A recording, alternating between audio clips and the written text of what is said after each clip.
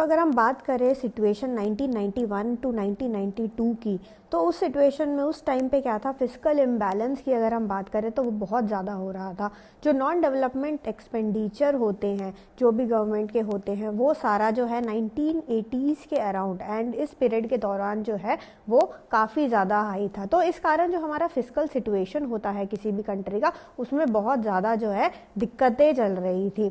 सो fiscal imbalance जो है इस दौरान इतना ज़्यादा, बहुत ही ज़्यादा हो गया था कि एक तरीके से जो है फिस्कल क्राइसिस का सिचुएशन आने लग गया। सो फिस्कल क्राइसिस जो है उस टाइम जो है बहुत ही ज़्यादा जो है बढ़ता चला जा रहा था। सो अगर हम फिस्कल इम्बैलेंस की बात करें, हमें कैसे पता लगता है कि फिस्कल इम्बैलेंस हो रहा है। फिस्कल इम्बैलेंस यहाँ पे हम बात कर रहे हैं, तो आपको एक इकोनॉमी को देख के, कि वहाँ का सिचुएशन को देख के आपको कैसे पता लगता है कि वहाँ पे फिस्कल इम्बैलेंस है। आप यहाँ पे मेनली दो चीज़ों को देखते हो। The first thing that you look for is revenue deficit and the second thing that you look for is gross fiscal deficit. Okay, so यहाँ पे दो टर्म्स है, इन दोनों को देख के हमें पता लग जाता है कि फिस्कल इम्बैलेंस जो है वो कितना ज़्यादा, कितने गड्ढे में हम लोग। सो अगर हम रेवेन्यू डेफिसिट की बात करें, it is the conventional indicator and shows the amount by which revenue expenditure exceeds revenue receipt. तो यहाँ पे दो टर्म्स हो गया। रेवेन्यू डेफिसिट, पहला हम ये देखेंगे रेवेन्यू डेफिसिट होता क्या है। रेवेन्यू डेफिसिट क्या दिखाता है कि रेवेन्यू एक्सपेंडिचर और रेवेन्यू रिसीट से कितना ज़्यादा, मतलब आपने कितने ज़्यादा खर्चे किए। ओके, सो रेवेन्यू एक्सपेंडिचर कितना ज़्यादा है आपका, कितना ज़्यादा हुआ over your revenue receipts. Okay, so अगर आपके पास पैसा कम आया, आपने कलेक्शन कम करी और आप खर्चा ज़्यादा कर रहे हो, तो आप किस में हो, आप डेफिसिट में रहोगे। सो यहाँ पे रेवेन्यू एक्सपेंडिचर हम देखेंगे, रेवेन्यू रिसीट हम देखेंगे। रेवेन्यू एक्सपेंडिचर कितना ज़्यादा है ओवर योर रेवेन्यू रिसीट, तो that is your, that term is called as your revenue deficit.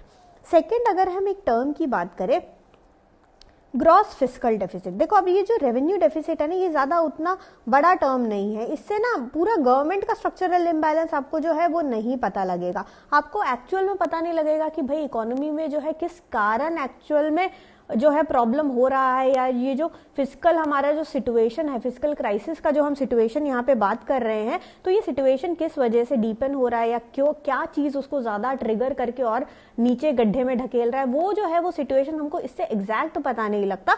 तो हम एक जो है दूसरा मेथड अपनाते हैं, जो दूसरा चीज जिससे हम, जिसको देख के हमें पता लगता है कि फिस्कल इम्बैलेंस जो है किसी भी सिचुएशन में हो रहा है, यानी that is known as your gross fiscal deficit.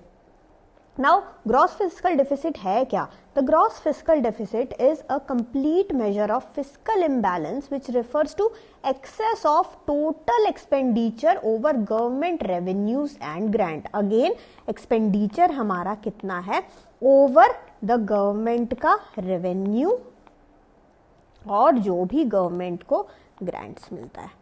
Okay, so again आपका कितना ज़्यादा खर्चा हुआ। सिंपल लैंग्वेज में बात करें, आपके पास सैलरी आती है, आपके पास कहीं ना कहीं से अगर आप काम कर रहे हो आपके पास सैलरी आएगा, तो वो सैलरी आपके पास लेट्स से 30,000 रुपये महीने आता है, बट आपने जो है 40,000 का खर्चा कर दिया, तो आप जो है 10,000 रुपये डेफिसिट में हो।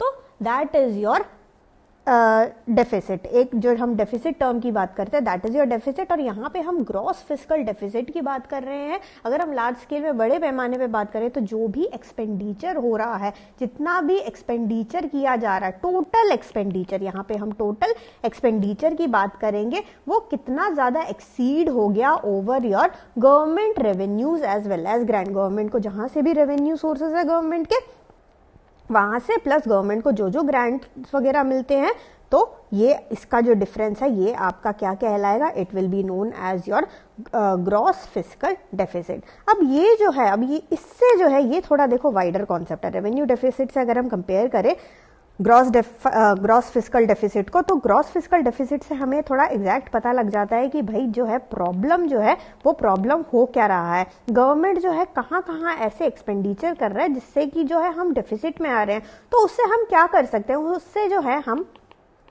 आइडेंटिफाई कर सकते हैं कि भाई एक्चुअल में सिचुएशन वर्स जो है, ये जो फिस्कल क्राइसिस हो रहा है, जो हम बोल रहे हैं कि हो रहा है, तो वो सिचुएशन जो है उसको ट्रिगर करने वाली चीज़ क्या है, तो वो हमें जो है पता लग जाएगा। तो यहाँ पे हमें जो टोटल रिसोर्स गैप है गवर्नमेंट का, वो गैप जो है हमें जो है पता लगता रहेगा। तो क्योंकि ये कॉन्सेप्ट जो है ग्रॉस फिस्कल डेफिसिट का, ये काफ़ी ज़्यादा इंटरेस्टिंग कॉन्सेप्ट है, काफ़ी ज़्यादा जो है इससे आइडेंटिफाई जो प्रॉब्लम है, प्रॉब्लम का जो एक्चुअल नीव है उसको हमें पता लगता है, हम जो है उसको आइडेंटिफाई कर सकते हैं कि problem, where is the actual problem lying. So because of that हम ये जो ग्रॉस फिस्कल डेफिसिट है इसको हम इंटरनेशनली जो है फिस्कल इम्बैलेंस को पता करने के लिए यूज कर सकते हैं। ओके, सो आई होप आप लोगों को ये समझ आ गया होगा। फिस्कल इम्बैलेंस की बात कर रहे हैं हम लोग। फिस्कल इम्बैलेंस जो है 1980s के दौरान और 1991-92 के दौरान, उस दौरान जो है बहुत ज़्यादा हो गया था।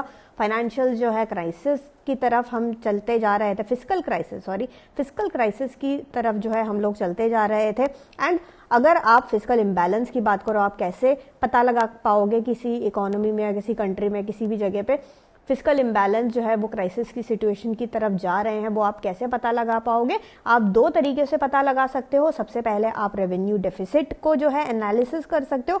सेकंड, आप जो है ग्रॉस फिस्कल डेफिसिट को एनालिसिस कर सकते हो। रेवेन्यू डेफिसिट जो है थोड़ा सा नैरो कॉन्सेप्ट है, वो इसलिए नैरो कॉन्सेप्ट है क्योंकि उससे हमें एग्जैक्ट रीजन नहीं पता लगता। हम जस्ट यहाँ पे क्योंकि रेवेन्यू एक्सपेंडिचर और रेवेन्यू रिसीट ही देख रहे हैं, तो थोड़ा सा जो है वो चीज नैरो हो जाता है। अगर आपको एग्जैक्ट फिस्कल क्राइसिस का रीजन पता लगना है, या फिर एग्जैक्ट ये जो इम्बैलेंस हो रहा है किसके कारण हो रहा है, कौन सी ऐसी चीज है जो जहां पे वो गैप दिख रहा है आपका, टोटल रिसोर्स गैप जो दिख रहा है आपका सरकार का, वो आपका ग्रॉस फिस्कल डेफिसिट वाला जो मेथड है उससे हमें पता लग जाएगा। Okay, so I hope it's clear कि फिस्कल इम्बैलेंस जो है वो क्या होता है। तो अब 1990-91 की बात करें, 1990-91, ओके, 1990-91, तो इस दौरान हमारा क्या चल रहा था 1990-91 में?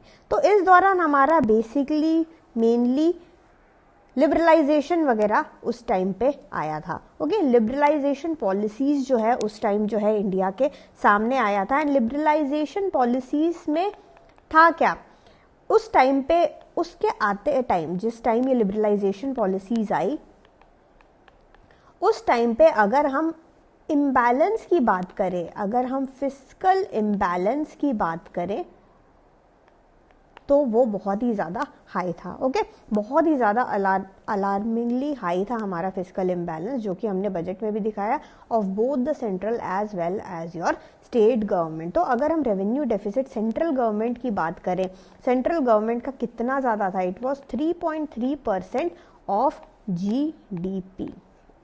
Okay, and this is the data of 1990-91। और अगर हम इससे थोड़ा सा पीछे वाला डेटा देखें, 80-81 का डेटा हम देखें, तो जो हमारा फिस्कल इम्बैलेंस है, जो हमारा जो रेवेन्यू डेफिसिट की यहाँ पे हम बात कर रहे हैं, जो हमारा रेवेन्यू डेफिसिट है, वो revenue deficit was 1.5% of GDP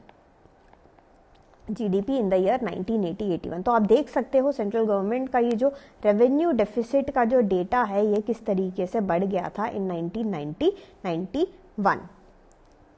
अगर हम यहाँ पे बात करें कंबाइंड फिस्कल डेफिसिट की, सेंट्रल गवर्नमेंट और हम अगर स्टेट गवर्नमेंट दोनों का मिला के बात करें, तो again it was high, it was 9.9% of GDP, जिसमें से कि सेंट्रल गवर्नमेंट का, खाली अगर हम सेंट्रल गवर्नमेंट का डेटा बोले तो इट वाज 6.6, और टोटल इन दोनों का स्टेट और सेंटर मिला के इट वाज 9.9% ऑफ GDP। तो यहाँ पे अगर हम फिस्कल इम्बैलेंस की अगर हम बात करें, बहुत ही ज़्यादा खतरनाक जो है वो डिफरेंस था।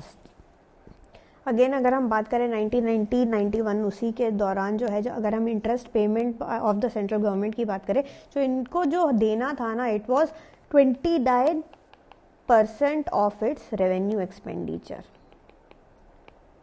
29% का क्या करना था रीपेमेंट। अगर हम इंटरेस्ट रीपेमेंट वगैरह की बात करें तो ये बहुत ही ज़्यादा अलार्मिंग सिचुएशन था ये। तो यहाँ पे जो है गवर्नमेंट को जो है कुछ ना कुछ जो है स्टेप लेना था, वरना वो ना फंस जाता, एक डेट ट्रैप में वो फंस जाता। इतना ज़्यादा उधारी, इतना इनकम भी नहीं है, तो उस दौरान जो है हमें कुछ ना कुछ जो है करना था, जिससे कि हम जो है इस चीज़ को, इस ट्रैप में जो है हम लोग फंसे ना। एंड इसके कारण जो है फिस्कल करेक्शन वगैरह हुआ, क्योंकि ये बहुत ही ज़्यादा ख़राब सिचुएशन है हमारे गवर्नमेंट के लिए। देखो, गवर्नमेंट ने जो है फिस्कल करेक्शन करने का तो सोचा, भाई करना तो मजबूरी था हमारा फिस्कल करेक्शन करना। यहाँ पे फिस्कल करेक्शन। सो फिस्कल करेक्शन करना जो है हमारी मजबूरी था गवर्नमेंट का, वरना हम लोग जो है एक बहुत बड़े डेट ट्रैप में फंस जाते। तो इसके लिए गवर्नमेंट ने जो है देखो कमिटमेंट तो किया, बट कमिटमेंट करना एक बात होती है और काम एक्चुअल में करना अलग बात होती है। सो क्या उतना रिजल्ट आपको देखने को मिला? रिजल्ट उतना जल्दी जो है आपको यहाँ पे देखने को नहीं मिला। 1990s के दौरान ही हमारा जो गवर्नमेंट है उसका अगर हम बात करें कि कितना ज़्यादा था हमारा फिस्कल डेफिसिट, तो it was almost 6.6% of GDP था। बट धीरे धीरे जो है हम इसको जो है 4.8% पे जो है 1991-92 में हमने ले आए। मतलब हम थोड़ा थोड़ा जो है धीरे धीरे उसको जो है कम करते चले जा रहे थे। तो गवर्नमेंट को लगा कि भाई थोड़ा सा जो है कुछ ना कुछ ड्रास्टिक मेजर जो है आपको लेना ही पड़ेगा, उसके अलावा क्या होगा। उसके अलावा अगर ऐसी धीरे धीरे से नहीं, हमें ना एकदम ड्रास्टिक कुछ स्टेप चाहिए, बहुत स्ट्रॉन्ग कुछ हमें स्टेप लेना पड़ेगा। So the government resorted to some drastic measures to reduce the fiscal deficit. After the 91-92 budget has been passed, the government imposed a 5% cut on the expenditure provisions contained in the budget. तो यहाँ पे जो है 1991-92 में government ने impose किया कि 5% cut होगा ऑन द एक्सपेंडिचर प्रोविजन। जितने भी एक्सपेंडिचर प्रोविजंस है उसमें 5% का कट होगा। बट यहाँ पे क्या इसका ये थोड़ा मूव उतना अच्छा नहीं था, बट इसके कारण हुआ क्या, जो फिस्कल डेफिसिट है जो हमारा वो जो है 4.7% से जो है कम हो गया। एंड अगर हम 1992-93 का डेटा देखें तो जो फिस्कल डेफिसिट है वो मतलब बजट का अगर हम बात करें उस टाइम में जो है ये हमारा फिस्कल डेफिसिट कम होके further it was 4.1% of GDP. So again इसी अराउंड ही घूम रहा था। 6 से हम 4.8 पे लेके आए थे, फिर अब हम जो है 4.1 तक जो है उस चीज़ को जो है लेके चले आए। तो अगर हम मेन बात करें कि भाई फिस्कल करेक्शन के लिए जो है गवर्नमेंट ने क्या क्या मेन स्टेप्स उठाए थे, तो जो पहला जो मेन स्टेप था वो था reducing your interest payments.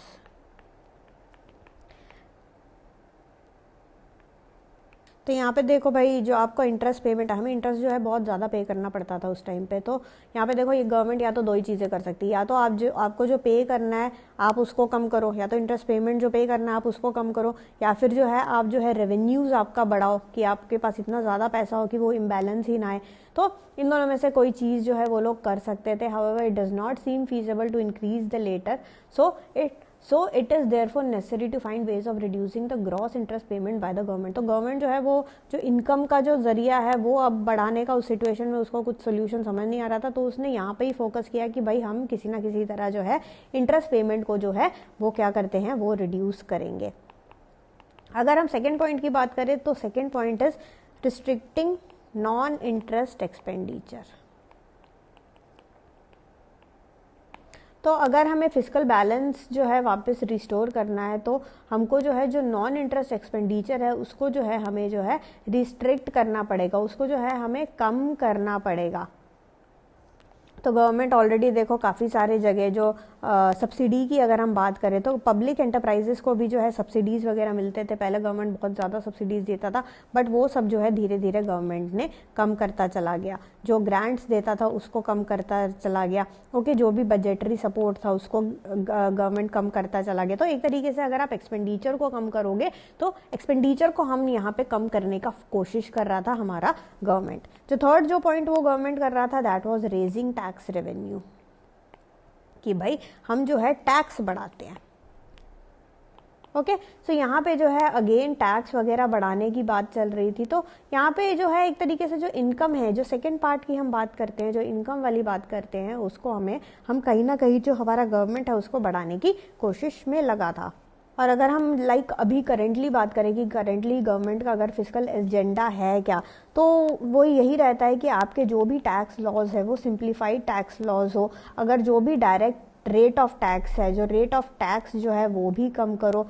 Tax policy, एक जो टैक्स पॉलिसी एनवायरनमेंट है वो काफ़ी ज़्यादा जो है प्रिडिक्टेबल टाइप का वो ताकि बना सके। प्लस जो भी यहाँ से पैसा मिलता है, जो भी रिसोर्सेज आते हैं, उस रिसोर्स का जो है प्रॉपर तरीके से क्या होना चाहिए, एलोकेशन जो है वो प्रॉपर तरीके से होना चाहिए। जितना भी गवर्नमेंट का एक्सपेंडिचर होता है, ऐसा नहीं कि आंखें बंद करके पैसा खर्च कर दिया।